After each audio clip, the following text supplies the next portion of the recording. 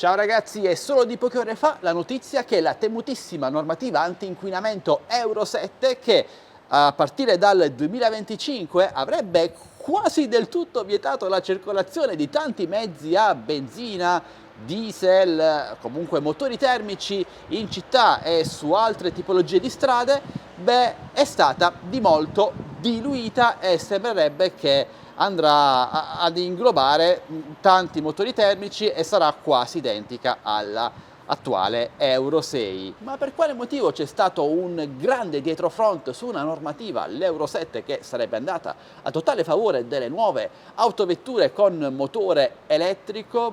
Sostanzialmente perché, ragazzi, non siamo ancora pronti a passare dal motore termico al motore elettrico. E questa è una cosa che io dico da anni, ragazzi. Ne ho fatto anche un video dedicato tempo fa. Sono stato aggredito quasi verbalmente da alcune persone che sostengono fortemente il passaggio all'elettrico, ma io continuo a pensare che ad oggi, ragazzi, l'elettrico sia una tecnologia, sì, è il futuro, ma è ancora acerba, sia per quanto riguarda la tecnologia che c'è dietro le batterie delle auto elettriche. Secondo me questa è una tecnologia che verrà sostituita completamente nel giro di 5-10 anni, quindi credo che sia una fase transitoria, ma potrei sbagliarmi. Poi c'è tutta la questione delle colonnine di ricarica. In Italia è una situazione atroce, specialmente qui al sud Italia, il fatto di non avere una casa capace di ricaricare la nostra automobile, magari con pannelli solari,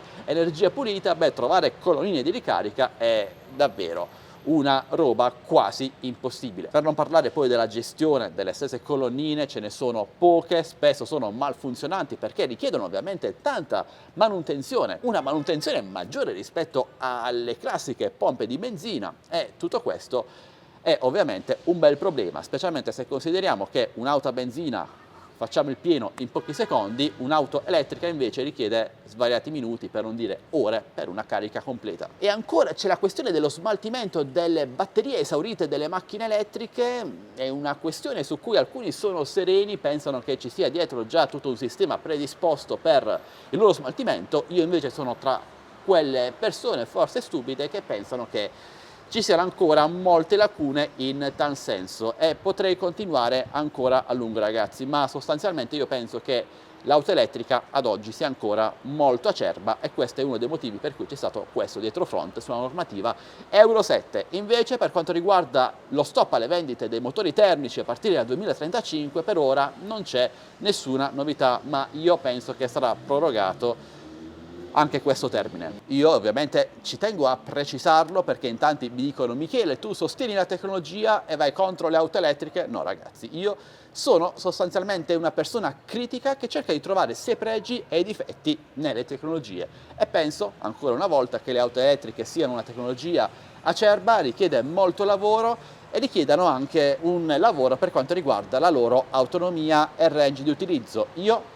personalmente acquisterei un'auto elettrica giusto per lo spostamento in città, non in sostituzione ma in accoppiata alla mia attuale auto. Per esempio adoro la Citroen Ami, che secondo me è un'auto elettrica intelligente e utile in città, ma invece per viaggi, spostamenti molto lunghi, un'auto elettrica non la vedo adatta, perché dobbiamo essere totalmente dipendenti dalla gestione delle sue batterie e il viaggio, secondo me, diventa una vera sofferenza. Ho detto tante volte secondo me, perché lo ripeto, è tutta una mia opinione, condivisibile o meno. Chiedo anche a voi cosa ne pensate, fatemelo sapere lasciando un commento qui sotto, e spero di avervi dato una notizia utile in questo video. Bene amici, direi che questo è tutto. Se volete vi invito a lasciare un bel like per supportarmi, iscrivervi a questo canale se non l'avete già fatto, e in descrizione del video trovate il link per i miei social, ovvero Telegram, un canale con centinaia di offerte pubblicate personalmente da me ogni giorno, il mio gruppo Facebook Droni e Tecnologia Italia, uno dei più grandi al mondo, dove parliamo anche di auto elettriche,